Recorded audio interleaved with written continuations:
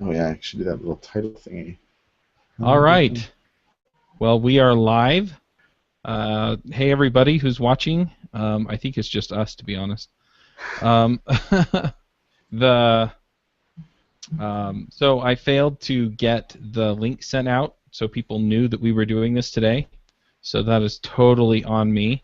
But since we're here and we're gonna do Q&A, we should let first. Sorry, I can't even talk today. So first we should introduce our newest panelist, Philip Morgan. Hello, hello.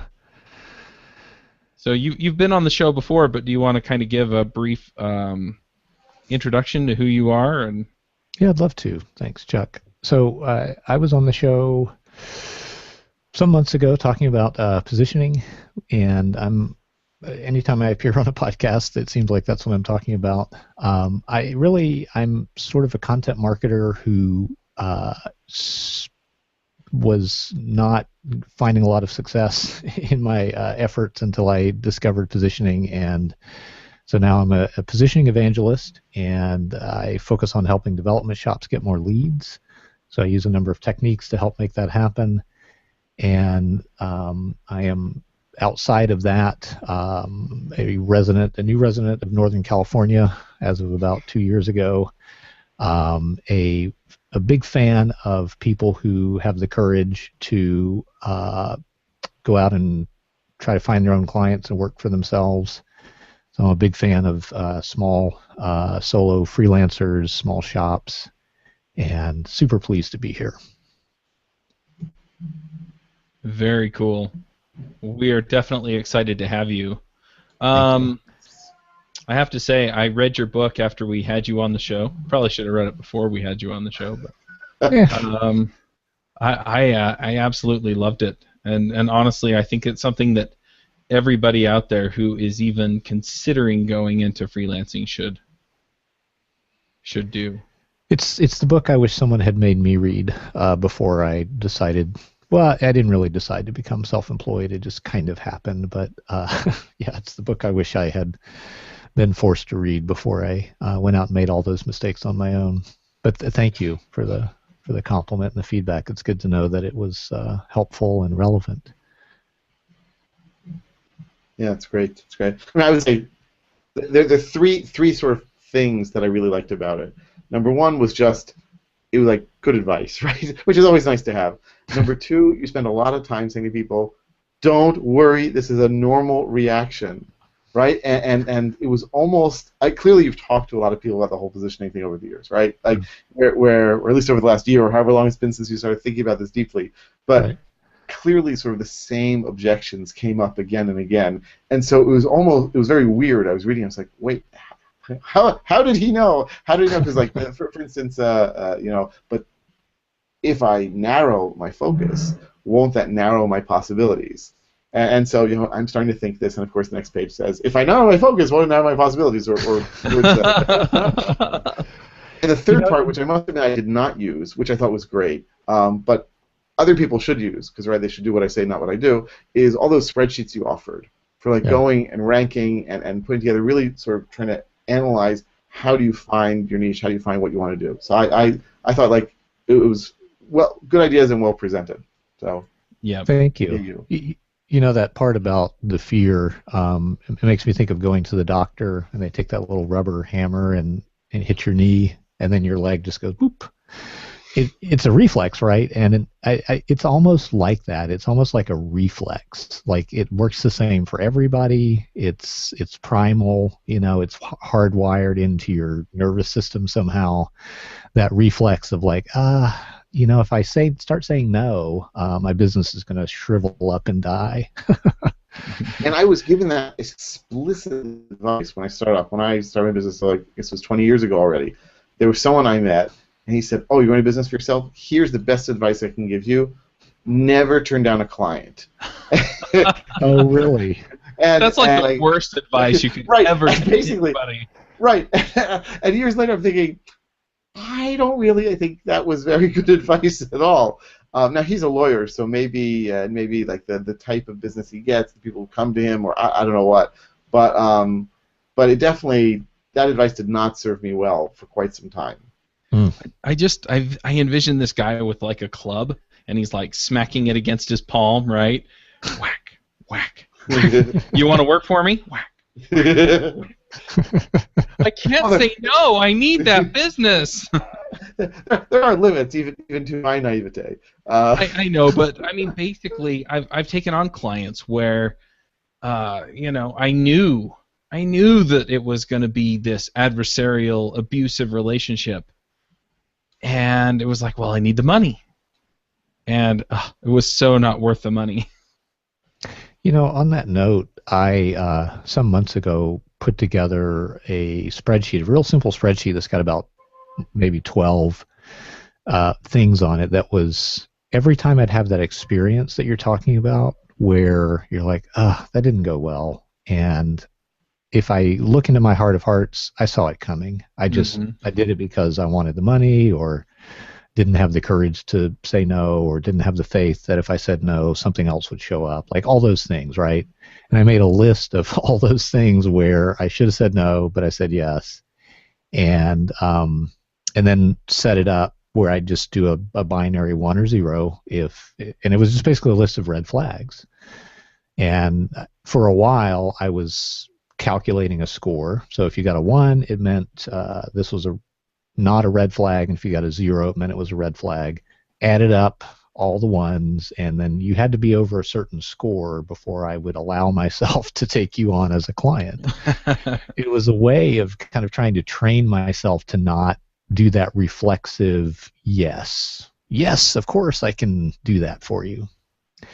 And I got to say it worked. I don't do it as rigorously anymore, but it did. It really helped me try to systematically think through the red flags, because it's one thing in your head to say this client has a couple red flags, but what I found was when I put it on quote unquote paper, at least wrote it down on the screen, I had a much more critical response to those red flags. I took them a lot more seriously. Very interesting. Yeah, I mean, I wouldn't say everybody has to do that or anything like that, but it was a useful way to kind of train myself out of a bad habit. Yep. Yep. Client qualification sheet, the checklist. Now, you actually do consulting now for technical firms, don't you? So do you still use that, or? Sometimes, but I feel like it kind of installed some new instincts almost to do that for, say, 6 months. And so I do not do it as rigorously, but yeah, I'm definitely like some of the things from the list, just to give you a sense. Are they really effective users of email as a communication channel or not? Do they just mysteriously go dark for no reason? So things about communication, the kind of questions a client is asking to qualify me. I mean, they should ask some questions, but there are certain questions that kind of indicate that that they don't trust me, or there's a lot more trust building to do. So some of those things have become automatic. So to be honest, I don't use it as rigorously as I used to, but it really did serve me well for a period of time. Now, do you ever kind of go, yeah, this doesn't smell right, and then pull out the list? Like, why does this feel wrong? Or do you just tell them no when it doesn't feel right? Yeah, I would just say, I mean, at this point, I almost have the list memorized. I think I could recite all of the 10 or 12 items on it. So it's more just of a mental checklist. Here's where it would be useful, again, is if I'm like, I know I should not take this client, but I want to take them anyway. If I get into that sort of internal struggle, that's when I need to pull it out and document it for myself. Yeah. I don't show this list to clients or potential clients. That probably goes. Maybe that should not go without saying. I don't show it to them. I'm not like, well, here's where you guys fall short, because that just makes me look like a jerk. I can totally see it. Philip saying, "You got an F. Bye." I would work with you, but um, Yeah. It's a but numerical like, score. Yeah.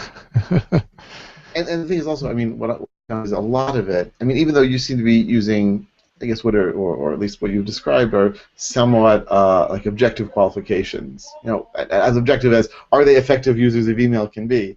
But Yes. for some different people work well with different companies, and so it could well be that someone who's a terrible client for you would be a terrific client for someone else. Um, Absolutely. Yeah. I mean, there are also the people who are just terrible clients in general. Um, but a lot of it, so much of it is chemistry. Yeah, I agree. That's a really good point. And so I would have to be a real jerk to say you guys are a terrible client. I would just say we're not probably not going to be a good fit for this, and just leave it at that unless I was pressed for a reason why. Mm-hmm. Do you guys have any kind of formal client qualification criteria other than, I mean, I'm curious. I've been a long time listener of the show, but I can't remember if you have anything quite so systematized. For Curtis, me, when he, oh, sorry, go ahead. well, for me, it generally is more about feel. I don't have a formalized way of managing that kind of thing. Mm. So generally, it's do I want to work on this? Because I've taken some clients, actually semi-recently, that I wound up either handing off to somebody else or, backing out before we got too far down the road. And basically, what I was saying to him was, you know what, I just don't have time. And that was partially true, and part of it was, I am not going to work on this. I'm going to take this client, and I'm not going to work on it because I don't want to. Yeah, yeah. I was gonna say, I mean, Curtis, who used to be a panelist on the show, he was amazing at having this whole client qualification process, where he had a certain time each week that he would spend on, like that was his interview slot, and so he would talk to them, and he sent something an email before that. So like you would email him, say, I'm interested in working with you. He would say, well, now that you've expressed that interest, here's my survey. And then if you sort of got past the survey, then he wodon't talk to you on the phone. And I was thinking for a while, wow, I should totally do that. Even though I didn't get such a huge, don't have such a huge torrent of people calling me that I would see that as necessary, because I can just sort of feel it out. But then, quite frankly, in the last year, I've really moved and focused so much on training, which is a different kind of process. So first of all, it's much more a productized consulting sort of thing, where they'll call me and say, we need a course in X. And I say, oh, I got that. What would you like to change in the syllabus? And then there's a little bit of a room. And also the fact that I'm now scheduled so far in advance gives me the luxury of basically, like, the only people who are really going to work with me are the ones who are willing to wait. So, I mean, I just had like a company today email me and say, so are those dates in March and April of next year still good for you? I was like, yeah, great, put it on the calendar. Well, I mean, first of all, it's a fantastic feeling, but second of all, it means that they're almost qualifying themselves now. Because a lot of people just go to someone else, and these guys, because I have a relationship with them, or they don't have enough money nowadays, which I think is also possible, that they're willing to put it on hold for a bit. So maybe one day I'll have a formal qualification process, but for now I think it's just sort of almost obviated itself. Yeah, I can see how if they're willing to schedule pretty far in advance, that's going to rule out a lot of clients that might be more troublesome, the last minute kind of rush job type things. Right. Go ahead. I was going to say, also on this subject, I just remembered an instance of a client where I may have, it may have not been a good fit, but then some things changed in my business, particularly in terms of how I work with clients, because I'm now sort of emulating a developer, and when I do consulting work, I tend to work a week at a time and kind of do like a week-long sprint, like Agile style. And that change made me a lot more compatible with the client that I had initially passed on. So a year later, we're working together. That's great. Yeah, I'm really curious, Philip, kind of how your business works. I mean, we've talked about ours. I think people have some idea of how we do things, but I'm curious. So, is your main focus on helping technical firms position themselves? Is what I keep seeing whenever I see your name. And how do you bring people in? And what kinds of things are you doing with them when you have them? Yeah, cue evil hand rubbing together. So I'm a have been a pretty relentless experimenter myself, and so even in the last year, there have been a lot of changes in how I do business. A year, let's see, let's say 18 months ago, actually, I launched a service called My Content Sherpa, and that was like a productized content marketing service, which I've since wound down because I made a bunch of mistakes in how I did that service. I mean, I did some good work for people, but kind of the design of the service was suboptimal, and it was sort of pushing me towards being like a small virtual agency. So that's the first thing I would say in response to your question is I put my toe in in the waters of the small virtual agency. I have a ton of respect for people who can pull that off because you just have to be kind of this master orchestrator of people and schedules, and I'm not that person. So I realized that pretty quickly and said, okay, I can do the one-man band thing, and that's really what I'm doing. So I will occasionally bring in subcontractors to help with a project, but usually it's just me. The other sort of big strategic change is when I launched my the positioning manual last December, I got a taste of something that was, tasted pretty good, which was product revenue. So I am more and more trying to find new ways to develop product revenue for my business. And so strategically, I'm a one-man band. Part of my business revenue comes from this weekly consulting I do with people. And it ranges anywhere from I'll tell you what to do and you do it yourself to I'll do it for you. And so consulting is not always the right word for that, but let's just call it, consulting or freelancing work. And I'd say that's anywhere between 50% and 2/3 of the total revenue. And then the other is product revenue, which is a combination of book sales and a mentoring program that I've started, which is not pure product revenue. It takes some time to, participate in that, but it's a pretty nice return on the investment. It provides, I think, good value to people, but it also doesn't take a ton of my time. So in general, that's how I make money. It's those three things. And how I find people, honestly, has been largely through podcast guesting, to be specific. I have a podcast that is kind of in between seasons right now called the Consulting Pipeline Podcast. And that honestly has brought my guests more business than it's brought me.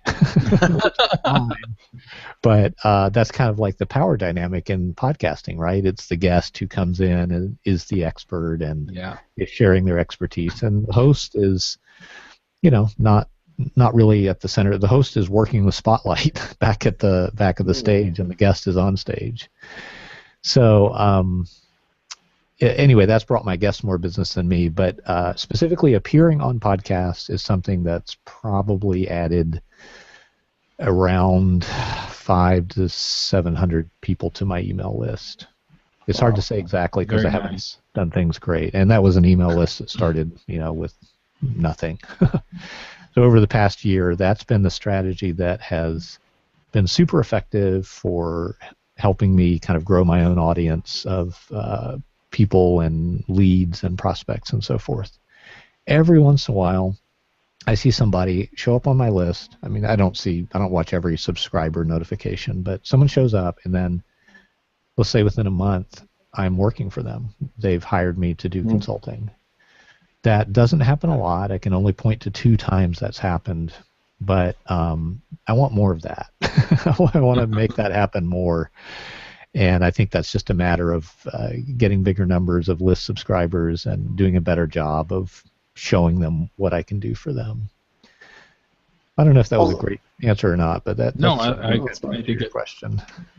I presume also, Philip, at some point that, like, as you grow your list, and I haven't really tried this because my list is still growing, and I've just played some games with it, where now it's growing even more. But I'm going to assume that if these people are following you and you're writing to them on a regular basis or semi-regular basis, that if and when you have a hole in your schedule, you're looking for new things, you can say, hey, is anyone interested in hiring me to do X? Although perhaps not as crassly as that.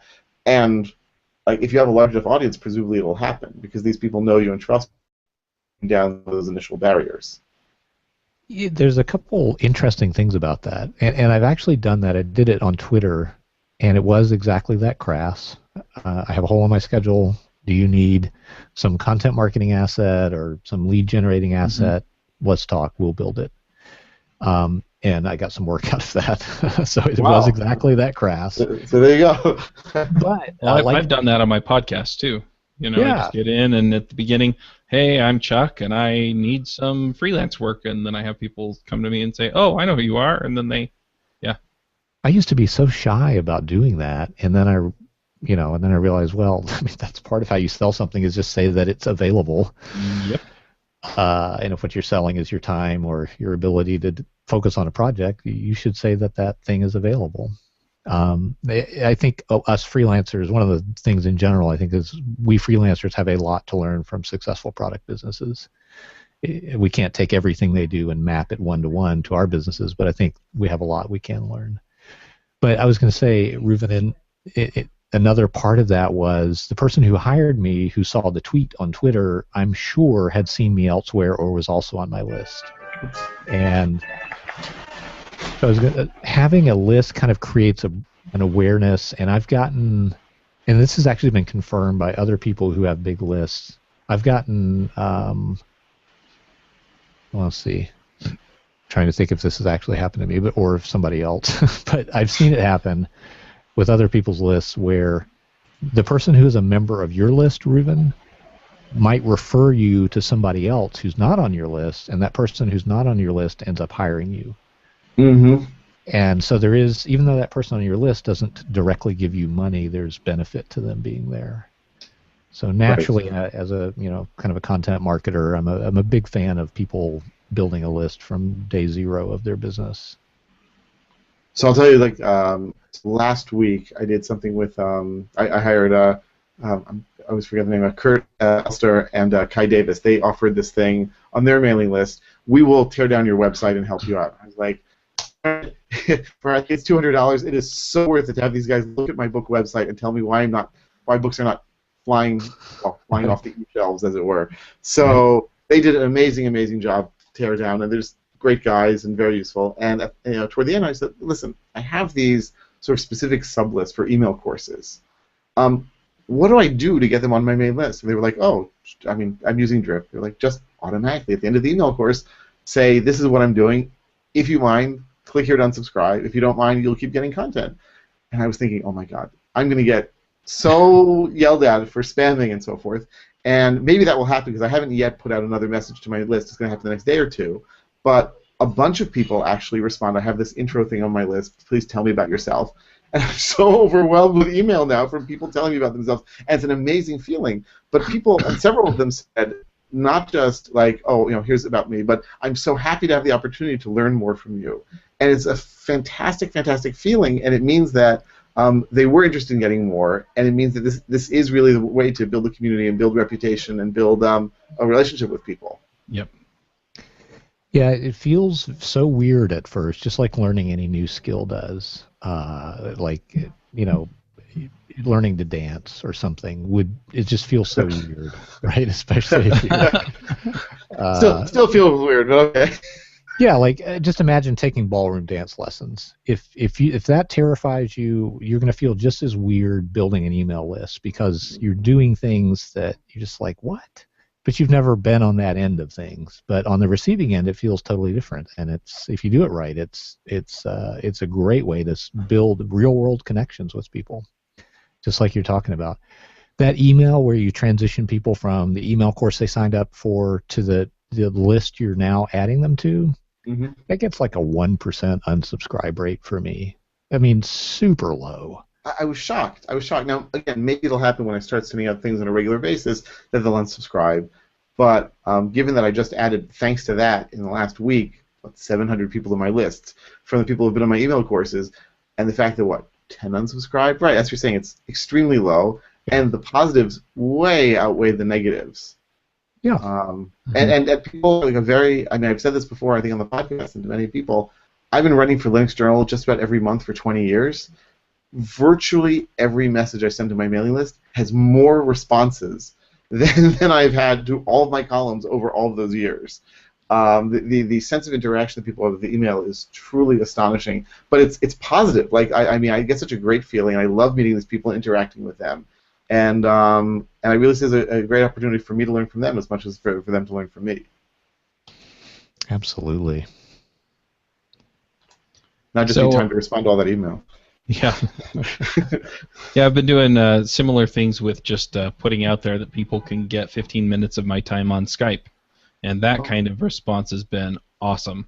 The other thing I've been doing is I've been going out and following people who follow other accounts that have audiences similar to mine on Twitter, and then I have something set up to auto-send them a DM and just say, hey, are you a fan of the shows? How do you want to interact or whatever?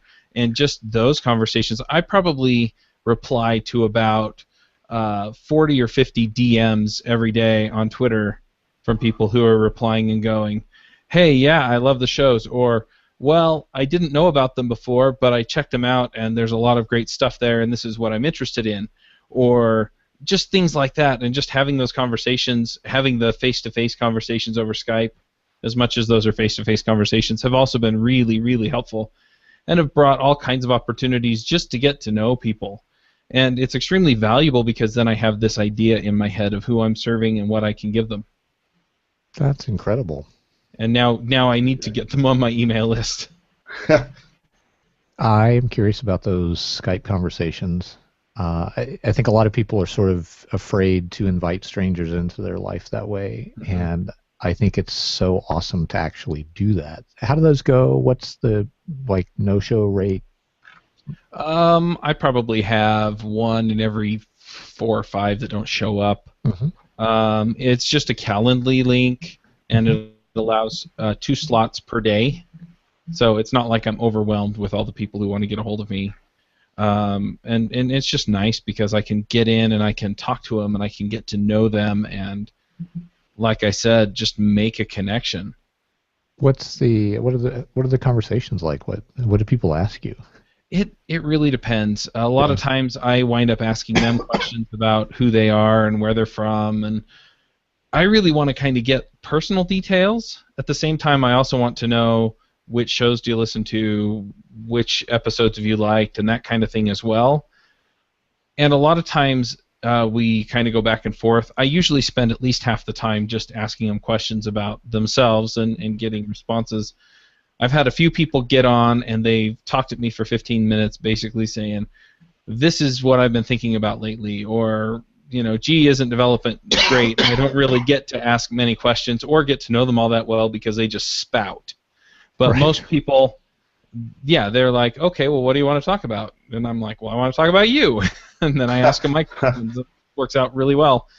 And sometimes I'll wind up talking to people for a half hour. And sometimes it's like, okay, 15 minutes is up, I'm gone.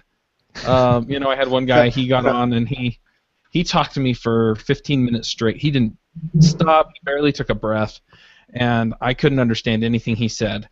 And so at the end I was like, pleasure to talking to you, and I signed off because I was just like, I'm not getting anything out of this. I'm not sure he's getting anything out of this. Yeah. But at the same time, I have rapport now with all these people that I've been able to talk to, and I've had some really interesting conversations and opportunities come out of it. I've wound up guesting on some podcasts. I've connected with a few other people one way or the other, found some interesting guests for the shows. It's been a very positive thing for me. That is very cool. It's really great. Speaking of which, I kind of want to jump on something else you were talking about earlier, Philip. And that is, how do you find opportunities to be on podcasts? I know a fair few people that I could probably just say, hey, I'd like to come on your show, or hey, I'd like to talk to your audience about whatever, and they'd let me on. But how do you determine which podcasts to go on, and how do you get them to let you on?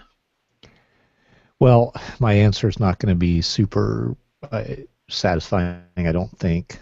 So far, it's been through personal networking. So I know some people online who happen to know a lot of other people who run podcasts, and that is how I did it. So it was not very systematized. It's not like a thing where I can say I did these 5 steps and they produced amazing results.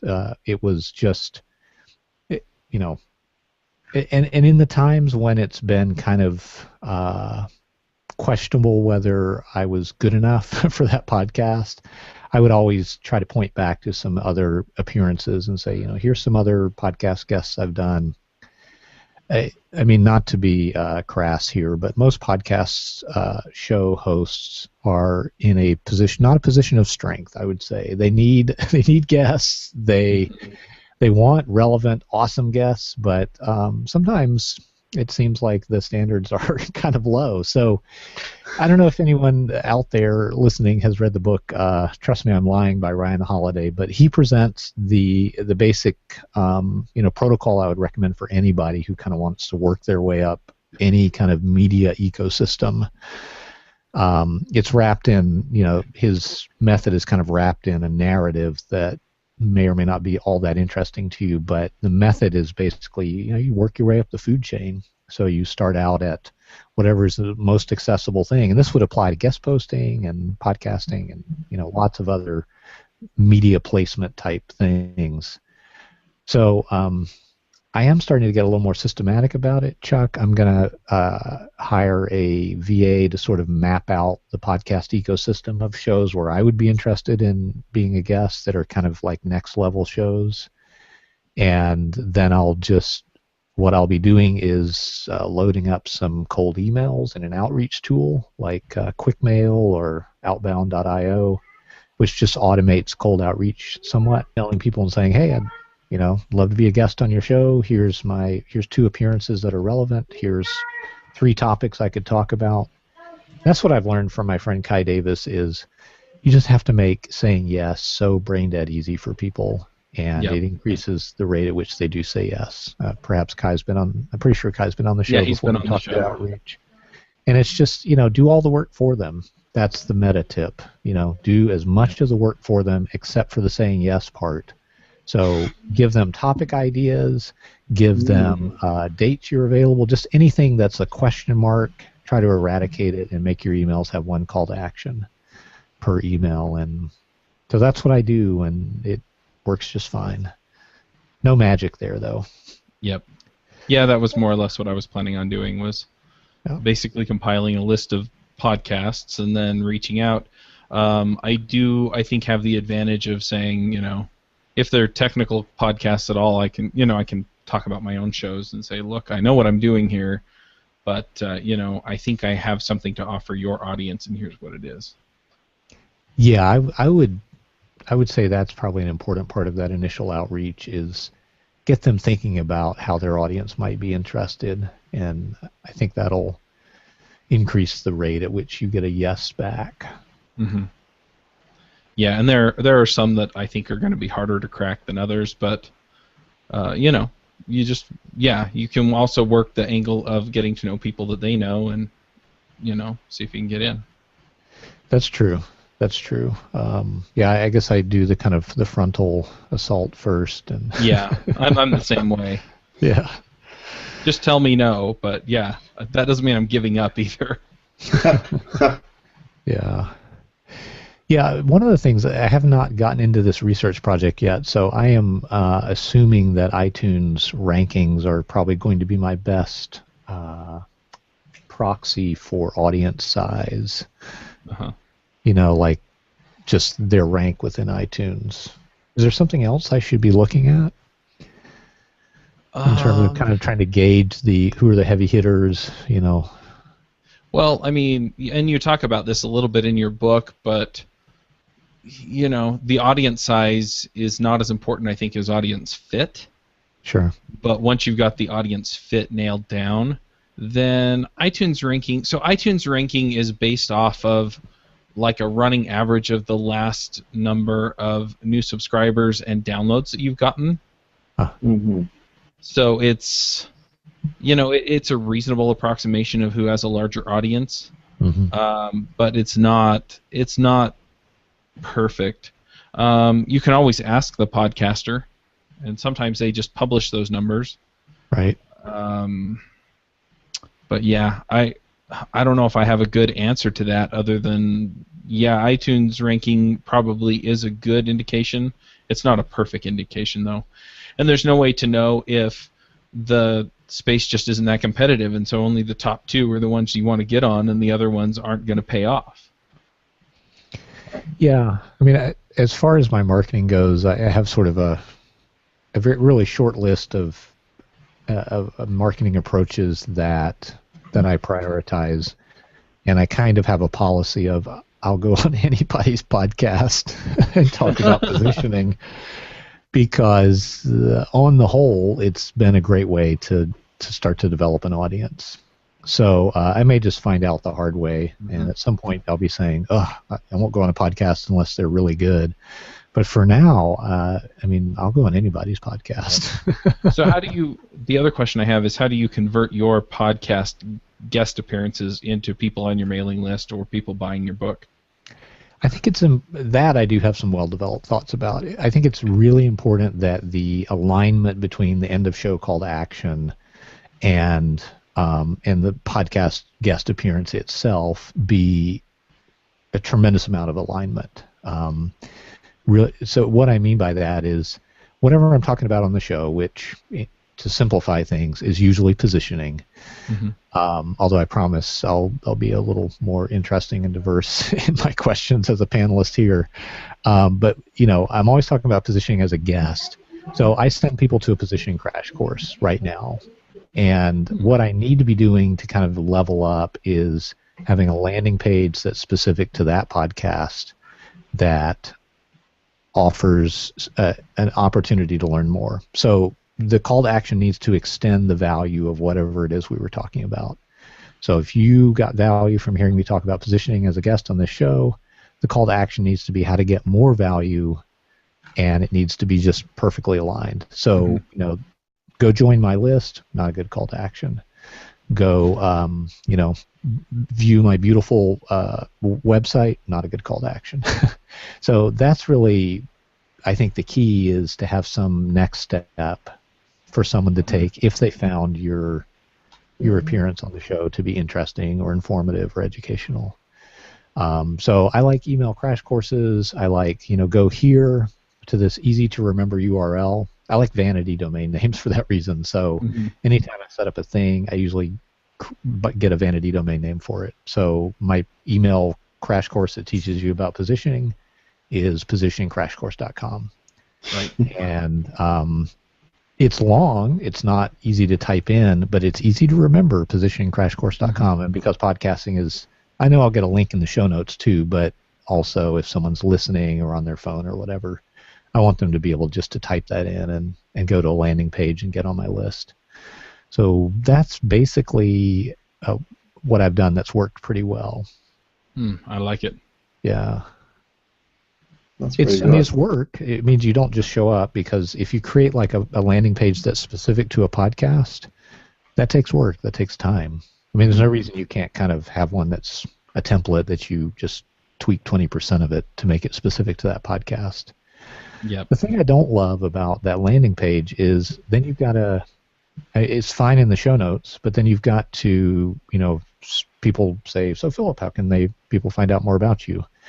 You've got to say, well, go to philipmorganconsulting.com/whatever. And that's kind of a drag compared to saying, go to positioningcrashcourse.com. That's the only thing I don't like about the per podcast landing page approach. Yeah. But anyway, those are two good ways to do it. I think it was you, Philip, on your mail, so it might have been someone else who recently said, like, don't, if you're on a podcast, then try to sell your book, right? That's just like too much of a jump. A lot of friction. And because basically they're going from, oh, this guy sounds interesting, to pay me money, and so and so having them go to an email course where they sort of get to know you better, and then that takes them to your email list, and over time it'll work. And I think that's true and a good strategy. At the same time, I was just looking yesterday, 2 days ago, at my statistics on Gumroad, where I sell my book, and we're not talking huge numbers of copies here, but by far the coupon code that was used most of all was one that I gave to a podcast that I was invited onto. So I mean, I was surprised. I didn't realize how many sales I had gotten through there. I mean, it's like 12, right? We're not talking millions of dollars here, but proportionally, actually, a surprising number of people did come in and get it. I did not, though, then correlate who did the email course, who did my mailing list, and then bought it. I just saw that they used this offer code.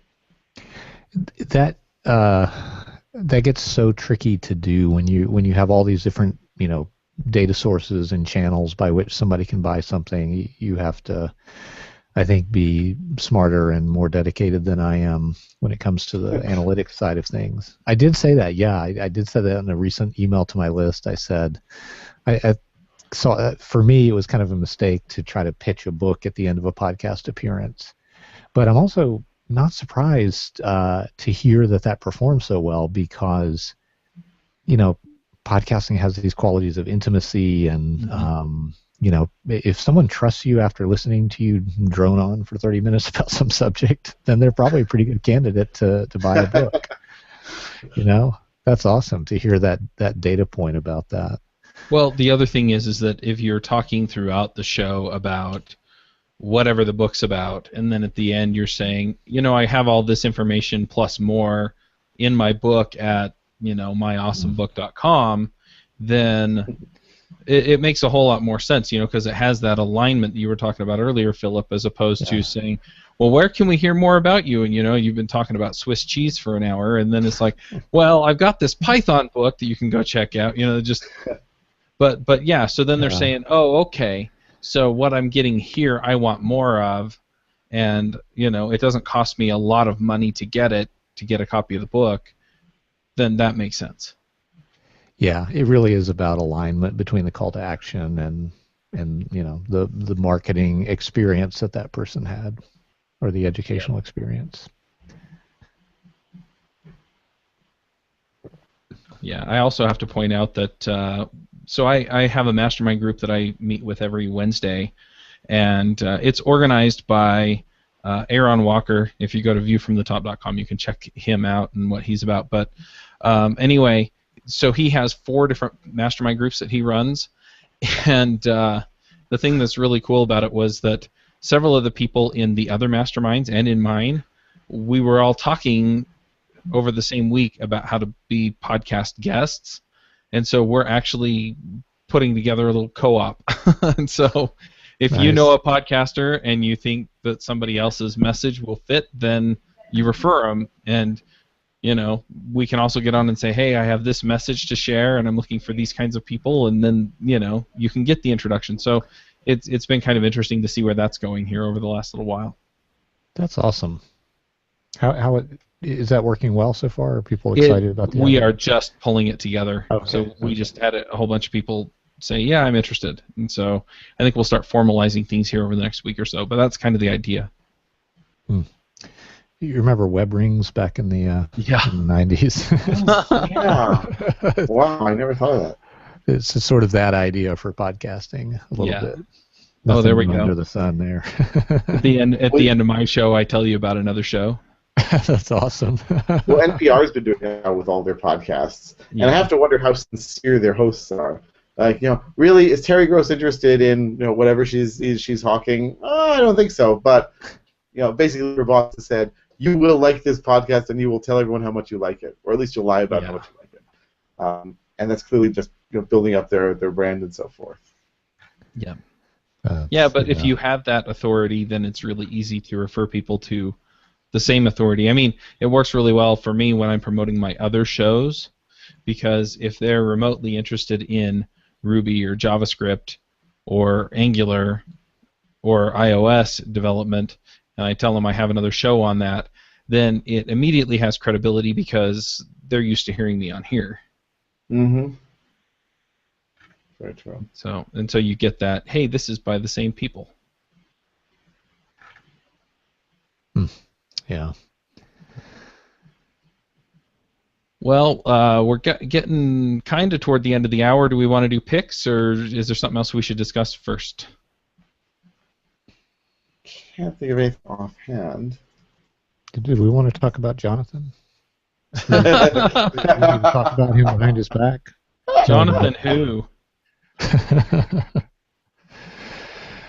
No, nothing more here. All right, let's go ahead and do some picks. Reuven, do you want to start us with picks? Sure. So, as many people, listeners may remember, I run this site called dailytechvideo.com with different lectures from what are they called, from conferences and so forth. And there's one that's coming up in another day or two. It's sort of on my queue, but it's so good and so funny. You guys, I think all of us at some point have picked in the past the "FU Pay Me" lecture. So good. Right? So I didn't check, but I'm convinced it's the same guy. He did a lecture on, I'm trying to bring it up right now, the 13 mistakes that designers make when making presentations. And it is so, and he's basically, his point is basically, if he runs a design firm, and he says, if you are a brilliant designer, you are useless to me unless you can also sell. And how do you sell? You sell by communicating. And how do you communicate? You have to communicate effectively. And first of all, he's just a brilliant, funny speaker. But second of all, like, he's right too. So I'll bring this. I'll bring this in a second. I'm of course now, for whatever reason, my server is running slowly because of the millions of people now hitting it who are listening to our podcast. That's I'm sure the reason. Anyway, I'll bring it up in a moment. But I so enjoyed watching this video, and I think you guys will enjoy it too. That sounds like Mike Montero. That's his name, Mike Montero. Yes, thank you. I'm glad someone else remembers these things without having to look at them. Yep, and he did do the "FU Pay Me," which is so good. Anyway, so that's my pick for this week. All right, Philip, do you have some picks for us? I have, now two. I had started out with one, but Reuven reminded me that Mike Montero has a great book for designers. Can't remember the title. I'll come up with it for the show notes. It is actually one of the better books I've read about how to deal with clients. And when I say deal with clients, I don't mean like deal with all the problems that clients bring you, but actually how to engage with clients in a way where you end up with clients you really like working with. And it's not all like what clients should be doing and are not doing. It's like how to be the kind of business that ends up with great clients. Really good book. Sorry, I can't remember the title, but Mike Montero is a multifaceted, multi-talented dude, and his books are great stuff too. The other pick. Google says design is a job. Design is a job. Thank you. That's the one. Okay. Just it's on definitely on the top 10 list of recommended. Even if you're not a designer, by the way, which I'm not, and I learned a lot from it. The other pick this week is something called salestools.io.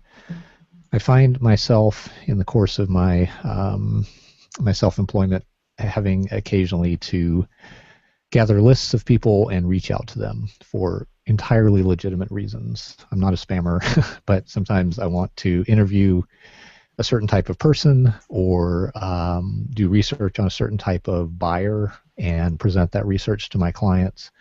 One of the tools that I use for doing that is called salestools.io. This is a funky little piece of Python code. It does have a GUI. You pay for it, it goes out, it scrapes your LinkedIn search results. And I know scraping is a really horrible word, but it builds an Excel spreadsheet or a CSV file of names, which you can then match up with email addresses and reach out to for an outbound campaign, sending a survey to people, or as I do, trying to get people who will agree to do a short interview to tell you about their pains and their needs. So anyway, salestools.io, they've got a couple tools that all kind of help you pull data out of LinkedIn for purposes like outbound outreach type purposes. Been using them for a little while, and the software at first glance is like kind of janky, but it actually does what it says on the tin and does so pretty reliably. So that's my pick for this week. All right. I've got a few picks. The first one is, I have to say, Salesforce failed me. I tried it. I did a 30-day trial. I made it through 7. I gave up. So I've been using Highrise. I've been using it to manage podcast sponsorships and other opportunities related to devchat.tv and other aspects of what I do. And I'm really liking it, so I'm going to pick Highrise.